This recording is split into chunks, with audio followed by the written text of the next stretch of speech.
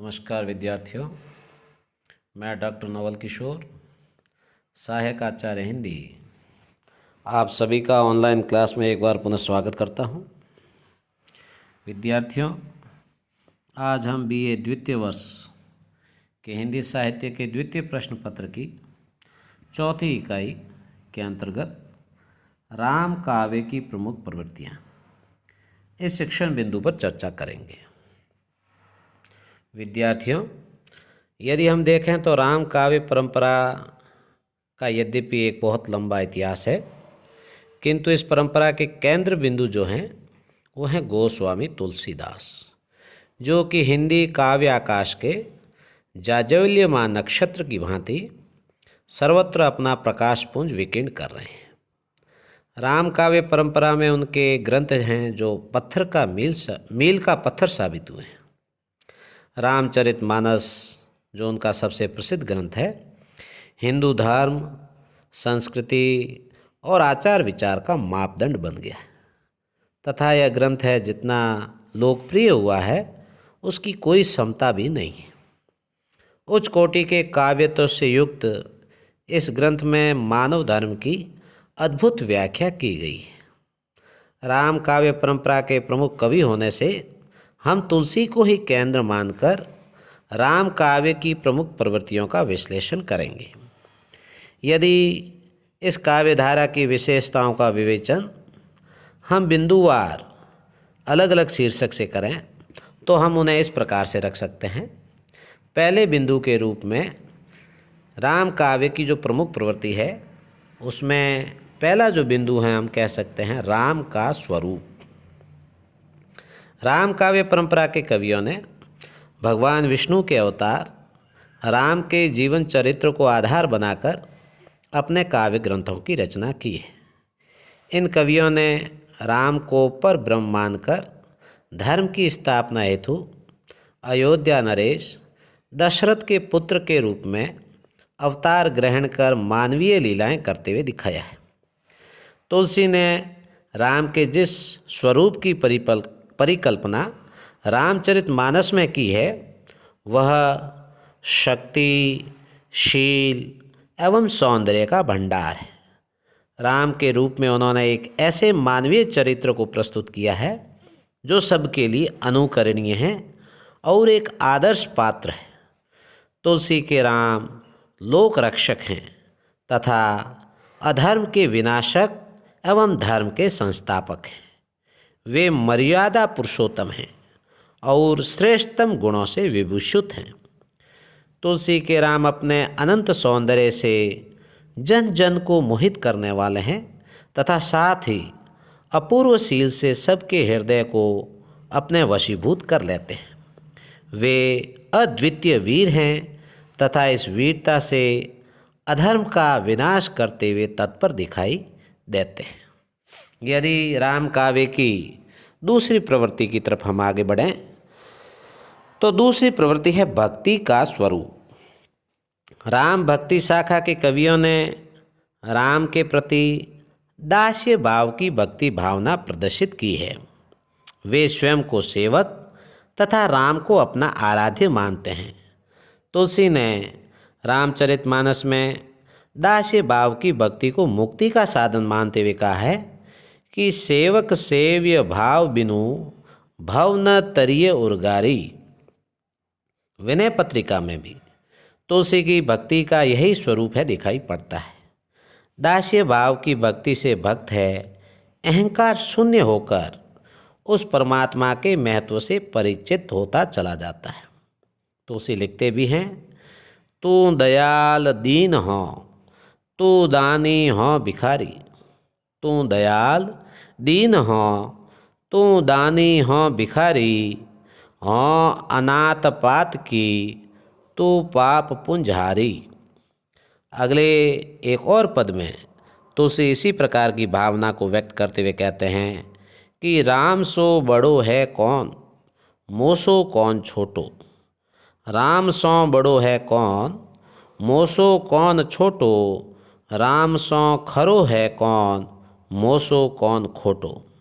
तुलसी की भक्ति पद्धति बड़ी अनुपम है। उसमें आराध्य के प्रति श्रद्धा, प्रेम का समन्वय है तथा धर्म और ज्ञान का भी योग है। आचार्य शुक्ल ने उनकी भक्ति के स्वरूप को स्पष्ट करते हुए लिखा है कि गोस्वामी जी की जो भक्ति पद्धति की सबसे बड़ी विशेषता है वह है उनकी सर्वांग पूर्णता। जीवन के किसी पक्ष को सर्वथा छोड़कर वह नहीं चलती। सब पक्षों के साथ उसका सामंजस्य है। न उसका कर्म या धर्म से विरोध है, न ज्ञान से। धर्म तो उसका नित्य लक्षण है। तुलसी की भक्ति को धर्म और ज्ञान दोनों की रसानुभूति कह सकते हैं। तुलसी की भक्ति है वो नवदा भक्ति है, जिसका चरम उत्कर्ष हमें विनय पत्रिका में देखने को मिलता है।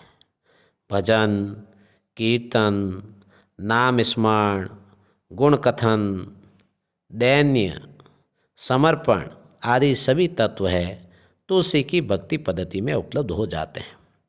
राम भक्त कवियों की दृष्टि उदार थी।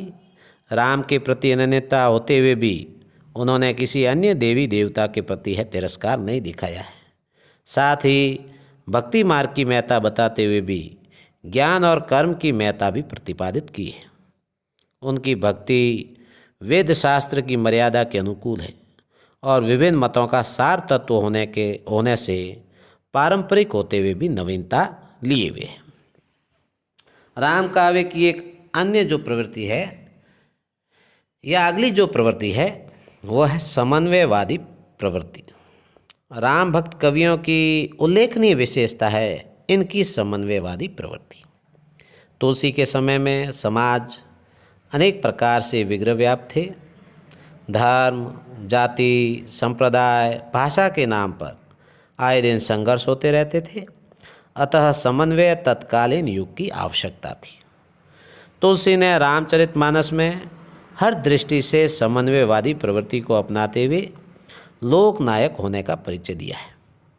सगुण भक्ति धारा के कवि होते हुए भी उन्होंने निर्गुण की उपेक्षा नहीं की, अपितु निर्गुण ब्रह्म को ही सगुण और साकार रूप में अवतार ग्रहण कर मानवीय लीलाएं करते हुए दिखाकर दोनों का समन्वय किया है। इसी प्रकार से उन्होंने शैव और वैष्णव का समन्वय कर राम के द्वारा शिव की अर्चना करवाई। यही नहीं, अपितु उन्होंने ज्ञान और भक्ति का समन्वय किया, राजा और प्रजा का समन्वय किया तथा जनभाषा और संस्कृत का समन्वय किया। दर्शन के क्षेत्र में भी उन्होंने अद्वैतवाद, विशिष्टाद्वैतवाद, सांख्य और शुद्धाद्वैतवाद का समन्वय किया। इसका संपूर्ण काव्य है समन्वय की विराट चेष्टा है और इस समन्वयवादी प्रवृत्ति के कारण ही तुलसी के काव्य को इतनी लोकप्रियता भी प्राप्त हुई है। राम काव्य की अगली विशेषता है मूल्यबोध एवं युगबोध। राम भक्त जो कवि हैं उनका उद्देश्य केवल काव्य रचना करना नहीं था। वे जितने उच्च कोटि के कवि थे उतने ही बड़े उपदेशक भी थे। इनकी रचनाएं केवल काव्य रसिकों के आस्वादन की विषय वस्तु नहीं हैं, अपितु जनता के एक बहुत बड़े वर्ग को जीवन के नैतिक मूल्यों की शिक्षा भी देती है। वे एक उपदेशक के रूप में भी सामने आते हैं। उन्होंने राम के चरित्र के द्वारा आदर्श उपस्थित किया है। एक पुत्र का आदर्श, एक मित्र का आदर्श, एक राजा का आदर्श, एक पति का आदर्श। यही नहीं, रामचरितमानस के अन्य पात्र भी हमारे समक्ष आदर्श प्रस्तुत करते हैं। भरत जो है भातृ प्रेम का आदर्श है, तो सीता पत्नीत्व का आदर्श है। हनुमान सेवक का आदर्श प्रस्तुत करते हैं, तो लक्ष्मण छोटे भाई का आदर्श। मर्यादा पुरुषोत्तम राम का जीवन है नैतिकता की पराकाष्ठा है, परंतु वह कहीं भी अस्वाभाविक नहीं लगता। तुलसी ने रामचरितमानस के द्वारा लोक कल्याण की कामना करते हुए जनता को नैतिकता एवं सदाचार का अविस्मरणीय पाठ पढ़ाया। उनकी इस विशेषता को लक्ष्य कर आचार्य शुक्ल ने कहा है कि भारतीय जनता का प्रतिनिधि कवि यदि किसी को कह सकते हैं तो इन्हीं महानुभाव को। इनकी वाणी की पहुँच मनुष्य के सारे भावों और व्यवहारों तक है, व्यक्तिगत साधना के साथ ही साथ लोक धर्म की अत्यंत उज्जवल छटा उनमें विद्यमान है। राम भक्त कवियों ने अपनी रचनाओं में युगीन परिस्थितियों का भी उल्लेख किया है। गोस्वामी तुलसीदास ने रामचरितमानस में कलयुग निरूपण के द्वारा तत्कालीन मुस्लिम शासकों की शासन व्यवस्था में होने वाले अत्याचार, तत्युगीन सामाजिक विकृतियों का भी यथार्थ चित्रण किया है। साथ ही राम राज्य निरूपण के अंतर्गत आदर्श शासन व्यवस्था की रूपरेखा भी प्रस्तुत की है।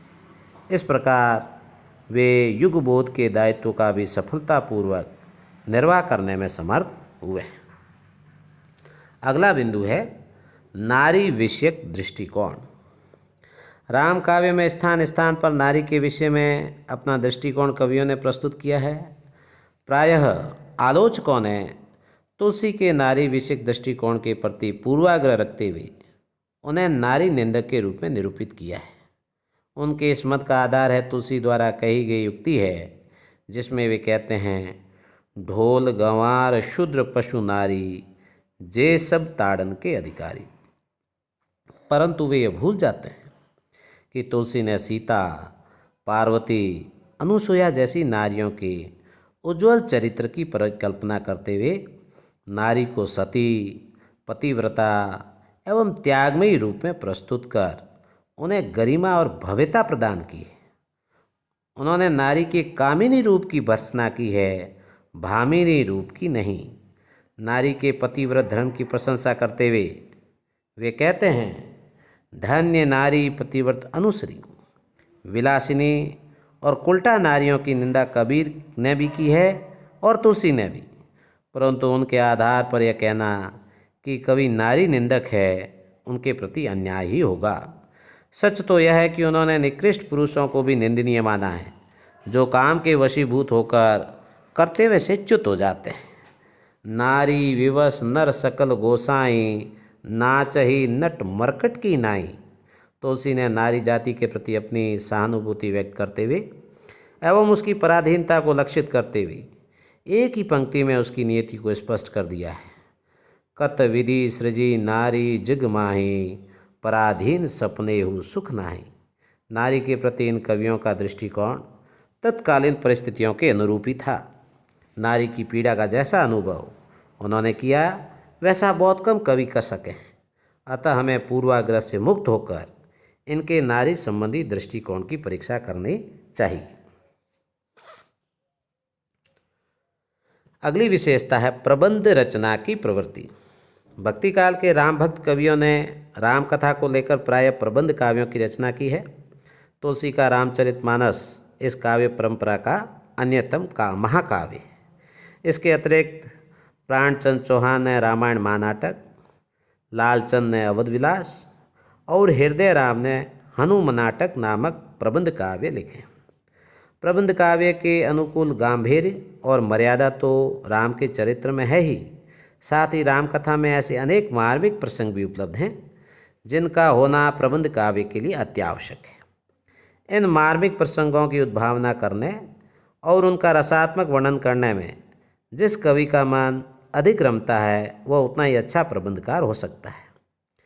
इसे कसौटी मानकर आचार्य शुक्ल ने तुलसी को हिंदी का सर्वश्रेष्ठ प्रबंधकार माना है तथा यह स्वीकार किया है कि रचना कौशल, प्रबंध पटुता, सहृदयता इत्यादि सब गुणों का समाहार हमें रामचरितमानस में मिलता है। राम काव्य की रचना है मुक्तक काव्य के रूप में भी हुई है, परंतु ये जो मुक्तक रचना है प्रायः ब्रज भाषा में लिखी गई है, अवधी में नहीं। तुलसी ने विनय पत्रिका, कवितावली, गीतावली आदि मुक्तक काव्यों की रचना भी की। अगला बिंदु है विविध काव्य शैलियाँ। राम भक्ति कवि शास्त्रज्ञ एवं विद्वान थे। वे कविता करने में सिद्धहस्त थे, अतः किसी एक विशेष शैली में नहीं अपितु विविध काव्य शैलियों में पारंगत थे। यही कारण है कि राम काव्य की रचना है विविध शैलियों में हुई है। तुलसी को ही देखें तो जहाँ रामचरितमानस की रचना प्रबंध काव्य के रूप में दोहा चौपाई शैली में कही, जबकि कवितावली की जो रचना है कवित सवैया शैली में मुक्त काव्य में की। विनय पत्रिका में पद शैली को तो बरवे रामायण में बरवे शैली को अपनाया गया। रामायण महानाटक के रचयिता प्राणचंद चौहान तथा हनुमान नाटक के रचयिता हृदय राम ने संवाद शैली में अपने ग्रंथों को रचा है।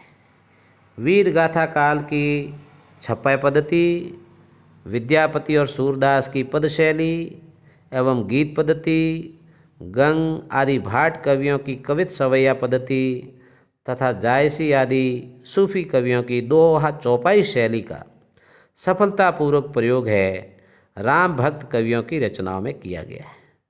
तुलसी की काव्य में इन सभी शैलियों का प्रयोग जितनी सफलता से हुआ है उसे देखकर ही यह अनुमान लगाया जा सकता है कि उनमें काव्य प्रतिभा किस हद तक विद्यमान थी। अगला बिंदु है राम काव्य में रस योजना। राम काव्य का क्षेत्र इतना व्यापक है कि उसमें सभी रसों की योजना करने का अवसर कवियों को प्राप्त हो गया है। परिणामतः इस काव्य में नव रसों का पूर्ण परिपाक है उपलब्ध होता है।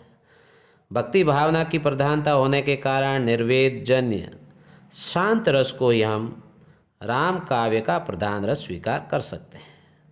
तुलसी साहित्य में सभी रसों का समावेश है। रामचरितमानस के युद्ध वर्णन में वीर और रौद्र रसों की सुंदर योजना हुई है तथा श्रृंगार का मर्यादित चित्र है। पुष्प वाटिका में राम और सीता के प्रथम दर्शन पर देखा जा सकता है। मर्यादावादी होने के कारण तुलसी ने श्रृंगार का मर्यादित चित्र ही अंकित किया है, किंतु जहाँ वो कुछ भी है अत्यंत शालीन और मधुर है। सभा भवन में राम और सीता पास पास बैठे हैं। सीता जी राम की ओर देखना भी चाहती है, किंतु गुरुजनों के सम्मुख ये कैसे संभव है। अतः कंकण के नग में राम के प्रतिबिंब को देखकर कैसी मुग्ध हो जाती है, इसका वर्णन करते हुए वे कहते हैं, राम को रूप निहारती जानकी, कंकन के नग की परछाई, याते सबे सुधी भूली गई, कर टेकी रही पलटारती नहीं। अग्रदास के राम काव्य में रसिकता की भावना का समावेश भी है, जिसे वस्तुतः कृष्ण काव्य का ही प्रभाव हम मान सकते हैं। अगला जो बिंदु है वह है अवधी भाषा का प्रयोग। राम काव्य की जो रचना है प्रमुख रूप से अवधी भाषा में हुई है। गोस्वामी जी का रामचरितमानस अवधी भाषा में लिखा गया है। तुलसी विलक्षण प्रतिभा से संपन्न कवि थे, क्योंकि उन्हें ब्रज और अवधी दोनों भाषाओं पर समान अधिकार था।